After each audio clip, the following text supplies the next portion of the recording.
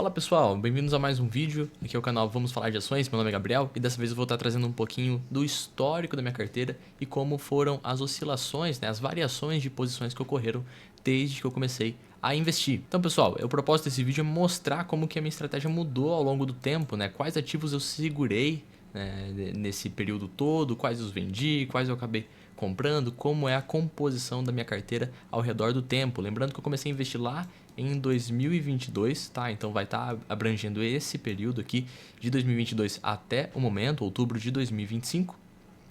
Eu sempre destaco que eu comecei a investir em ações aqui em março de 2022, Foi quando eu comprei minha primeira ação. No entanto, a minha posição mais antiga, você vai ver que não vai estar datada de março, tá? Por quê? Porque eu vendi posições e acabei recomprando outras coisas depois. Então, até cito que com a estratégia que eu sigo hoje, que não tem fundos imobiliários, não tem outros ativos, é apenas ações, ela se iniciou lá em 25 de julho de 2022. Lembra, pessoal, que nada aqui é recomendação de investimento. Eu tô aqui compartilhando apenas como que foi a minha jornada, tá? Se você reparar, a minha carteira ela é focada em ações, então tem que entender a volatilidade do negócio, saber que ações são voláteis, que um dia pode subir, outro dia pode cair bastante. A gente não tem como ter certeza de nada, tá?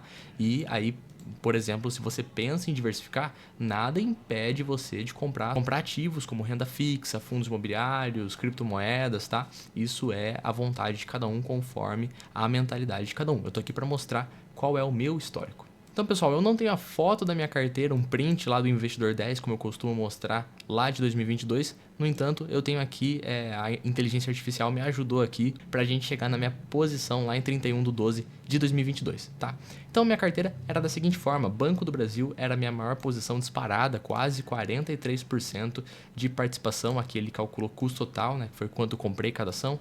Depois eu tinha a ENBR, Energias do Brasil, EDP Brasil. Essa companhia já não está mais listada na bolsa, tá? Eu fui praticamente obrigado a vender as minhas ações porque ela fez um OPA, Então todas as ações delas foram recompradas, mas ela era a minha segunda maior posição com 21,11%.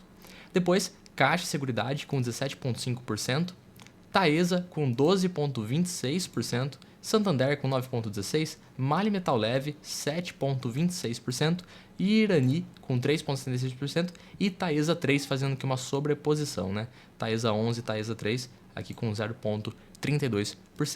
Então você pode observar aqui que eu tinha dois bancos e também tinha uma seguradora, tá? Então tinha 3 ações do setor financeiro e elas representavam um bom percentual da minha carteira, quase aí praticamente 70%, se eu não tô ruim de conta, somando as 3 posições, aí por volta de 70%.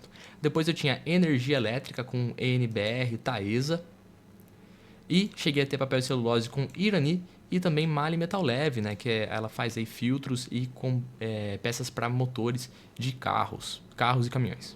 E aqui minha carteira em 2023, desculpa a qualidade da foto, porque é um print antigo que eu acabei tirando, mas então a gente pode observar a composição em 31/12 de 2023. A minha carteira era composta com Banco do Brasil, sendo a maior posição, depois Caixa Seguridade, Klabin, BBSE, Banco ABC, SEB, Taesa, Mali Metal Leve, Irani e CEMIG, tá? Eu coloquei em azul aqui o quê? As ações que eu carreguei de um ano para o outro. Então, no caso, as ações Klabin, BB Seguridade, Banco ABC, SEB, CEMIG, eu não tinha lá em 2022 quando terminou o ano, mas eu tinha Banco do Brasil, Caixa, Taesa, Leve e Irani. Então você vê que algumas posições eu acabei zerando, por exemplo, a própria EDP Brasil, acabei tendo que vender a companhia. Santander também não terminei o ano, acabei vendendo antes do final de 2023. E novamente a gente pode observar o seguinte: 1, 2, 3, 4 ações do setor financeiro e também 1, 2, 3 ações de energia. Percebe então que você começa a observar a minha estratégia e você vê que tem bastante banco, seguradora e energia elétrica, que seria utilidades públicas. E isso se repete nos próximos anos também. Então olha só minha carteira em 2024. Eu mantive lá para 31/12 de 2024 Banco do Brasil, BBSE, CEMIG, Caixa Seguridade, Leve e SEB, e acabei incluindo na minha carteira Itaú e também Copasa, que são 2 ações que eu não tinha lá em 31/12 de 2023. E você pode observar que a composição aqui também mudou um pouquinho e algumas ações também saíram da minha carteira. Novamente, mantive então 1, 2, 3, 4 ações do setor financeiro. O Banco ABC tinha saído, deu lugar para Itaú e também 2 ações de energia elétrica, que eu já saí de Taesa nesse período aqui de 2024. MAHLE Metal Leve também me manteve na carteira lá desde 2022 e Copasa, que é uma empresa aí de saneamento lá de Minas Gerais. E agora, minha carteira aqui em outubro de 2025, ela está da seguinte composição: Banco do Brasil, BBSE, Itaú, MAHLE Metal Leve, Caixa, CEMIG, SEB, Petrobras e Itaúsa, sendo o Banco do Brasil com 33% da carteira praticamente, BB Seguridade 19,4%, Itaú com 15,46% e novamente você pode observar o mesmo padrão, né? Temos aqui 1, 2, 3, 4 ações, 5 ações, né, do setor financeiro, porque tem Itaúsa aqui também. Temos também energia elétrica, continuei aqui com a SEB e com a CEMIG. Dessa vez, o que mudou aqui para minha carteira? Petrobras, sendo uma posição menor aqui da minha carteira. E consumo cíclico com também ainda a MAHLE Metal Leve.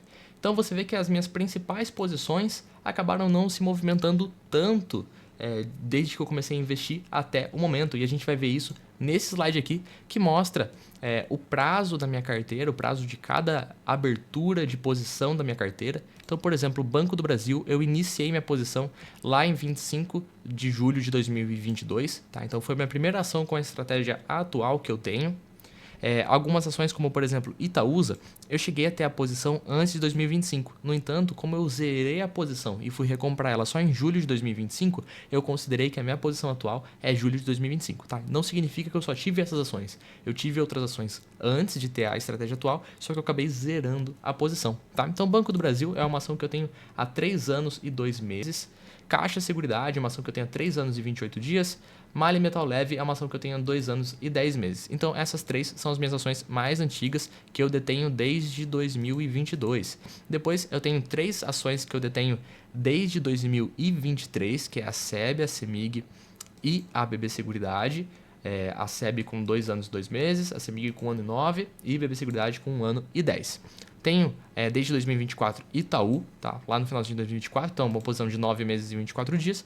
E também tenho Petrobras e Itaúsa, que são posições mais recentes de 2025. Então, apesar de haver alguns giros na minha carteira, o prazo médio ponderado dela seria de mais ou menos 828 dias. Ou seja, em média, eu tenho a mesma carteira há praticamente 2 anos e 3 meses. Então, você pode observar que eu procuro seguir uma estratégia de value investing. Ou seja, eu procuro ativos baseados em fundamentos que estejam atraentes na minha perspectiva, tá? Não vai sair copiando, é na minha visão, na minha estratégia, no que eu entendo de valor daquele ativo. Também meu foco está em pagadoras de dividendos. Então, se você observar, eu procuro empresas que são conhecidas ou que têm histórico de pagamento de proventos e também observo a capacidade dessas companhias de entregarem dividendos futuros. Vai dar certo? Não sei, não tem como saber, ninguém consegue saber isso. Tá? Então, por isso que eu digo, não copie a estratégia, a minha estratégia. Tá? Esse vídeo aqui não é recomendação para você sair comprando as ações que estão na minha carteira,